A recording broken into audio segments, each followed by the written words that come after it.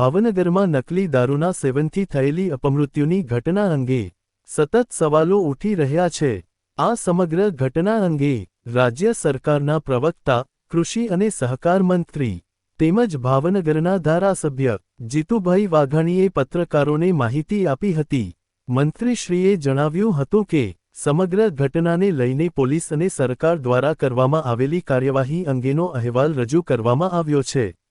સાથે જ આ દુઃખદ ઘટનામાં મૃત્યુ પામેલા લોકોના પરિવારજનો પ્રત્યે તેમણે સંવેદના વ્યક્ત કરી અને પરિવારજનોને સાંત્વના પાઠવી હતી। જીતુભાઈ વાઘાણીએ સ્પષ્ટપણે જણાવ્યું હતું કે રાજ્ય સરકાર આ સમગ્ર મામલે કડક કાર્યવાહી કરવાની તરફેણમાં છે અને આવી ગેરકાયદેસર પ્રવૃત્તિઓ સામે સરકાર દ્વારા ગંભીરતાથી અને કડક પગલાં લેવામાં ખાસ તો જે ઘટના ભાવનગર તાલુકામાં ખરગડી ગામમાં એક સાથે ભેગા થઈને જે ઘટના બની છે,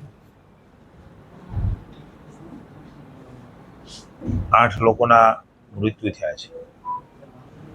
સૌપ્રથમ તો રાજ્ય સરકાર વતી માનનીય મુખ્યમંત્રી ભૂપેન્દ્રભાઈ અને નાયબ મુખ્યમંત્રી હર્ષભાઈ વતી અને સરકાર વતી દુઃખ વ્યક્ત કરીએ છીએ। એના પરિવારજનોની સાથે આવી પડેલી આપત્તિમાં રાજ્ય સરકાર અને સમાજના તમામ તબક્કાઓ એમની સાથે ઊભા છે। બનાવ પણ દુઃખદ છે, ઘટના પણ દુઃખદ છે। જેવું ધ્યાનમાં આવ્યું 18 તારીખે તુરત જ પોલીસ ડિપાર્ટમેન્ટે અલગ અલગ લોકોએ જે સેવન કરેલું અને જે દેશી દારૂ એને તો પહેલા પ્રાયોરિટીમાં તાત્કાલિક ગૃહમંત્રી અને નાયબ મુખ્યમંત્રીની સૂચનાથી પોલીસ વિભાગે એમને હોસ્પિટલ ખસેડવાનું કામ એ કર્યું। જે લોકોએ સેવન નથી કર્યું અથવા તેની પાસે કંઈ આ પ્રકારની વસ્તુ પડી છે એમને પણ સૂચિત કરવામાં આવે। એસપી, કલેક્ટરશ્રી વગેરે દ્વારા આજની અમારી આ બેઠકની અંદર માનનીય મેયરશ્રી, જિલ્લા પંચાયત પ્રમુખશ્રી, માનનીય ધારાસભ્ય શ્રી ગૌતમભાઈ સેજલબેન,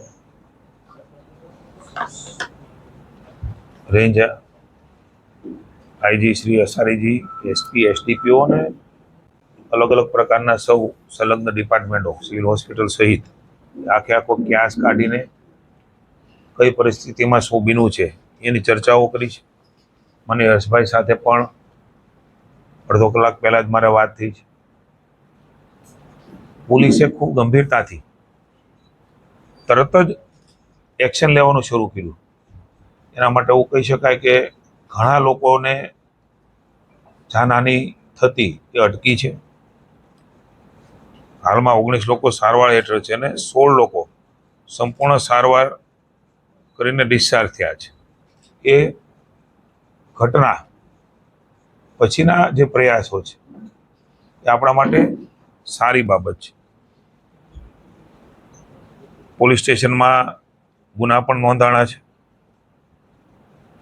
21 આરોપીમાંથી 13 આરોપીઓ એની અટક કરી છે અને 10 દિવસ સુધીના રિમાન્ડ મળવા એ પોલીસે કરેલી રિપોર્ટના આધાર ઉપર એ ફલિત થાય છે। મુખ્ય સૂત્રધાર ગૌતમ સોલંકીને રહીશની પણ અટક કરવામાં આવેલ છે અને બીજા 2 પણ ગુના એમની ઉપર થયા છે।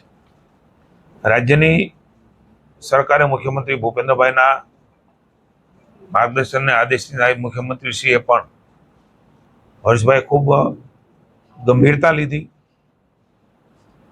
એ જ દિવસે જાણ થઈને એસએમસીને તપાસ આપવાનું કામ પણ રાજ્યની સરકારે કર્યું।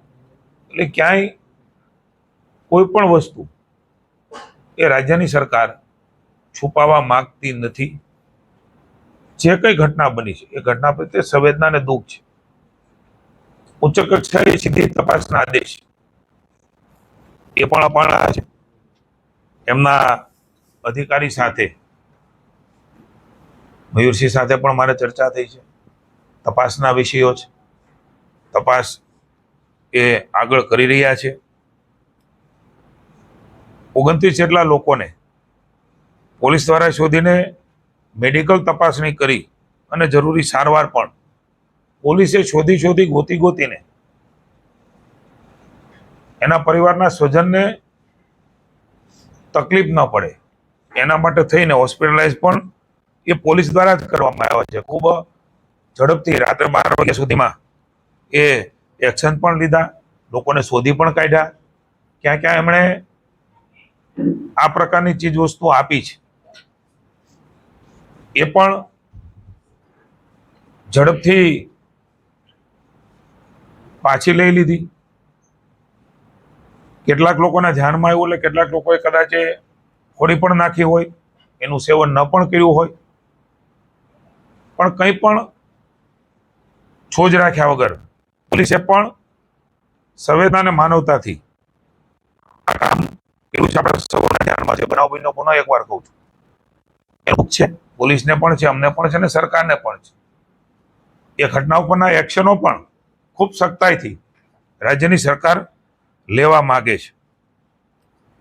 જે કંઈ લોકોની નિષ્કાળજી ધ્યાનમાં આવી છે પ્રાઇમરી, એ 2 પીઆઈને અને 5 જેટલા પોલીસ કર્મચારીઓ, જેમાં એક એએસઆઈ પણ આવી જાય છે, એમને સસ્પેન્ડ કરી અને રાજ્ય સરકારે એ સખ્તાઈથી કામ કરવા માંગે છે. એ માટેનું પણ આ પગલું એ લીધું છે.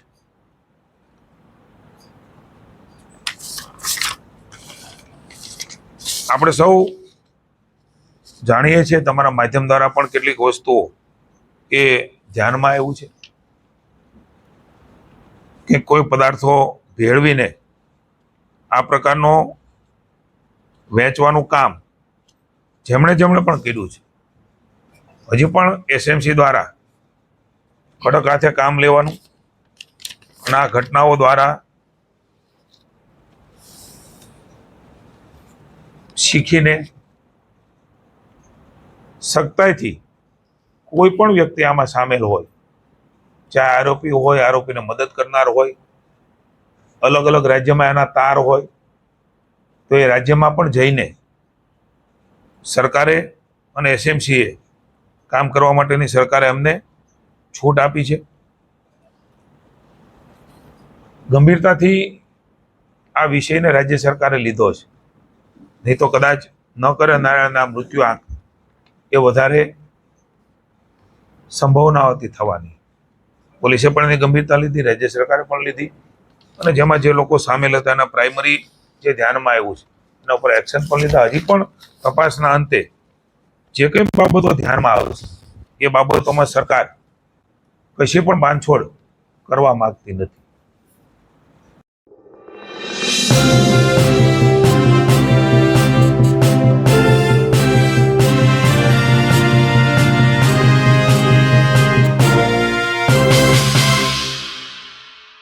સમાજ માટે, સત્ય માટે, સત્યપૂર્ણ સમાચાર પ્રસારણ આપના મોબાઈલ પર તરત જ લાઈક કરો, શેર કરો અને સબસ્ક્રાઈબ પણ કરો.